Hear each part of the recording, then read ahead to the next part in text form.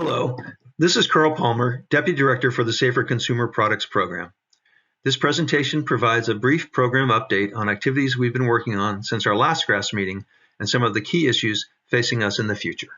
This presentation will provide updates on changes we've made to the candidate chemicals list, the status of our regulations adopting new priority products, ongoing research and projects evaluating proposed new priority products, the status of work on alternatives analysis, a variety of collaborative efforts with various partners, and an update on the future funding opportunities for the Safer Consumer Products Program and DTSC. In our ongoing efforts to monitor and curate the informational candidate chemicals list on our CalSafer web portal, we continue to improve the process and to clean up the data. Our CC list is made up of 23 external authoritative lists of chemicals, many of which are continuously updated.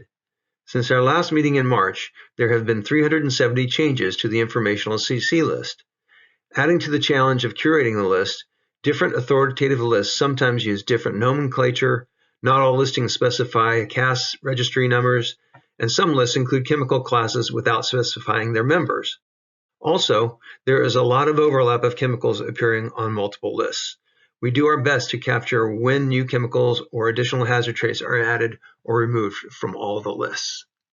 The next slide summarizes the specific chemicals added and additional hazard traits identified on various lists. Note that if you'd like to explore the candidate chemical list in more detail, you can go to our CalSafer web portal and search the CC list by name or CAS number, and you can see which specific authoritative list identifies each chemical and why.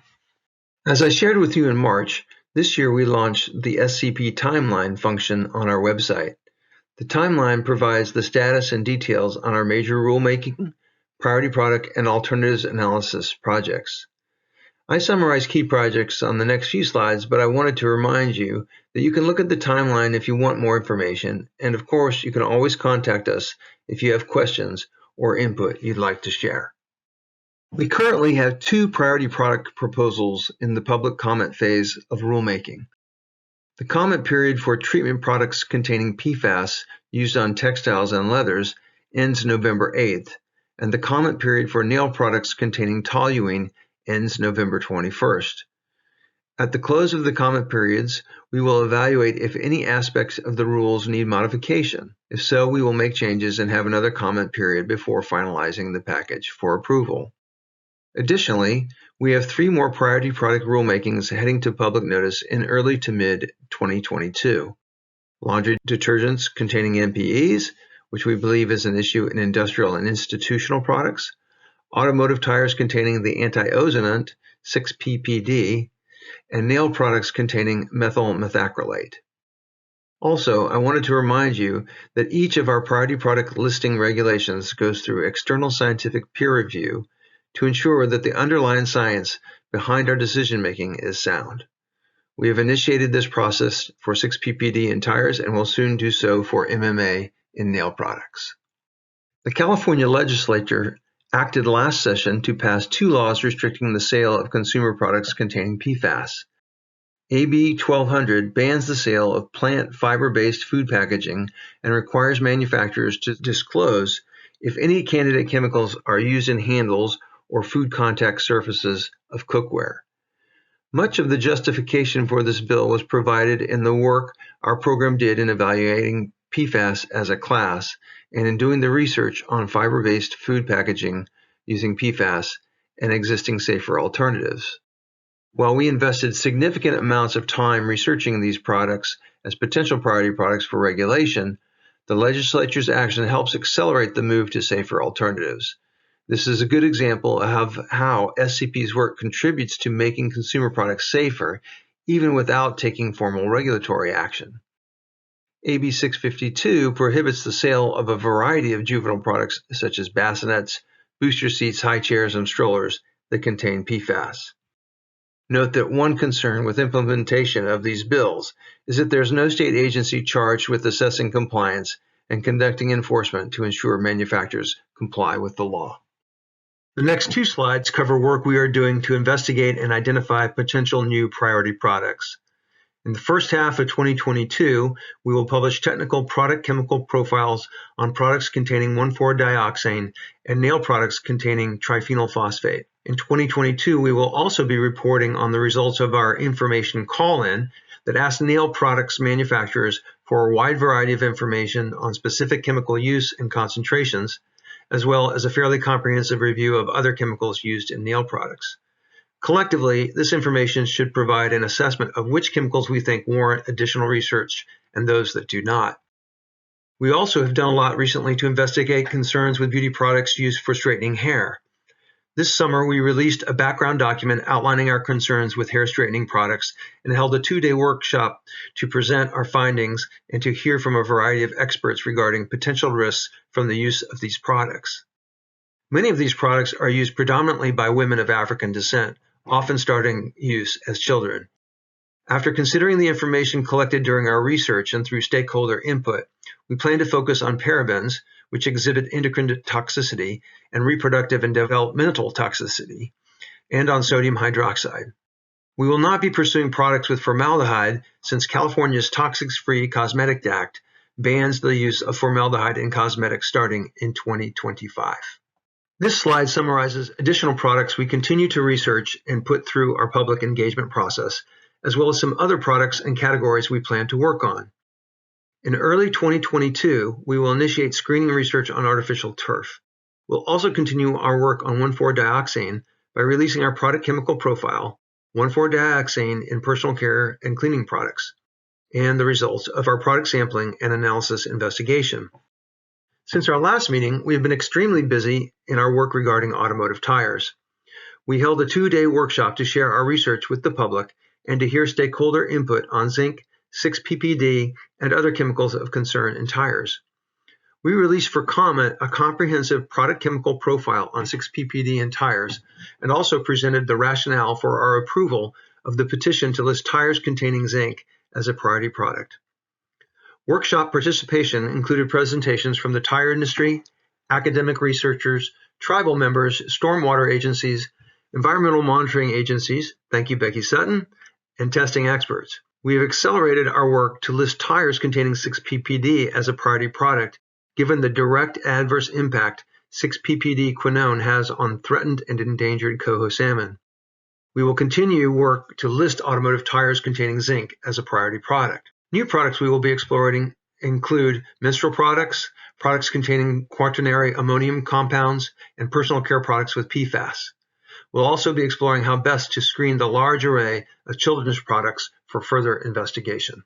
Now for some updates on our alternatives analysis work. Our lawsuit with the ACC and one of the SPF manufacturers is ongoing. We anticipate resolution in early to mid-2022. We will not pursue the next steps in the process, regulatory responses, until the lawsuit is resolved. All manufacturers of methylene chloride paint strippers either switched to safer alternatives or left the California market, except for one, Benco Sales. After finding Benco in non-compliance, we placed them on our failure to comply list. We believe that Benco continues to sell their products to clients in California. We have sent notification letters to their clients explaining that these sales are illegal, and we are exploring further enforcement options against Benco.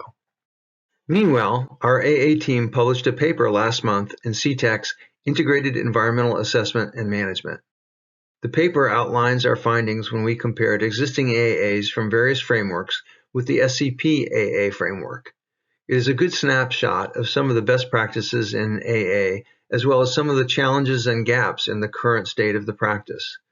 Note that at least 7 GRASS members were authors of papers referenced in the article, a nice testament to our panel's level of expertise. On October 25th through 29th, the Association for the Advancement of Alternatives Assessment, or A4, held its 2022 International Symposium, Accelerating Safer and Sustainable Alternatives. A big shout out to our GRASS member Molly Jacobs, who led the symposium's program committee and who was critical in making it all happen. Many SCP staff attended the symposium and the short course provided by US EPA on tools and resources available to support AA. Xiaoying Zhao of our staff was a presenter in one of the sessions, and I was a member of the program committee. We see support of and engagement with A4 as an important asset as we continue to implement the SCP-AA requirements and help build best practices in the field of alternatives assessment. Lastly, next year we will be updating our SCP-AA guide to capture lessons learned in the first AAs conducted and to expand examples and identify new tools for AA practitioners. Now a few updates on our efforts to build capacity, get the work done, and provide leadership promoting safer chemicals and products.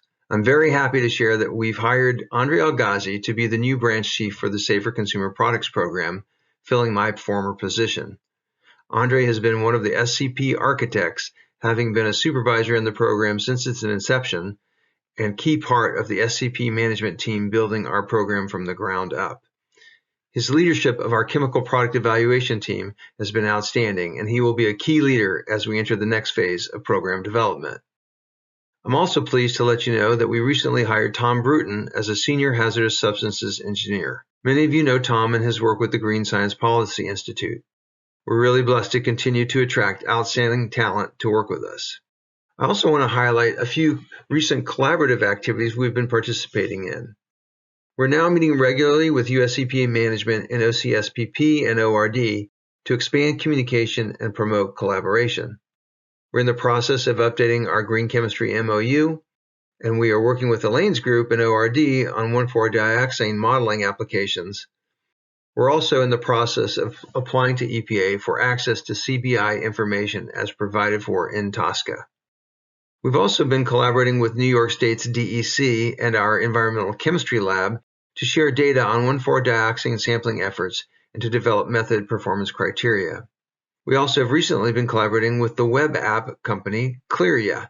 Clearia is a free mobile app and browser plugin that alerts online shoppers of ingredients and products that may have safety concerns and suggests alternative products with safer ingredients, allowing shoppers to make informed choices that reduce their exposure to toxic chemicals.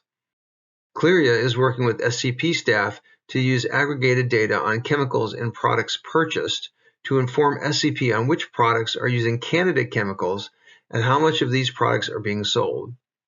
This information promises to be very helpful in helping us look at potential exposures to specific candidate chemicals from specific types of products. Lastly, we participated in the development of the Principles for Chemical Ingredient Disclosure that was recently drafted by a diverse group of government, business, and NGO leaders. I'm happy to report that DTSC has endorsed the principles, and we hope that others will too. You may recall that in my last update, I described the workload analysis efforts DTSC had undertaken to identify how we were spending our resources and where additional resources were needed to meet our statutory mandates and mission. I'm very happy to report that in this year's budget bill, the path was laid for DTSC to implement governance and fiscal reforms that will enable us to close funding gaps and meet our mandates. For our program, this allows us to work through the budget process to roughly double the number of staff in our program. If all goes well, SCP will be expanding starting in July of 2022, and we will have adequate resources to implement all phases of the SCP regulations at a level that is meaningful and impactful. We will also have a new board of environmental safety who will work with the director to address our priorities, monitor our performance, and to support our revenue needs in the future. It gives me great hope for the program's future, and I'm looking forward to the Green Ribbon Science Panel's input as we continue to build our capacity, execute the program, and provide leadership on promoting the development and use of safer products and chemicals. This concludes our program update. Thanks for your support and input. We are looking forward to the meeting. See you then.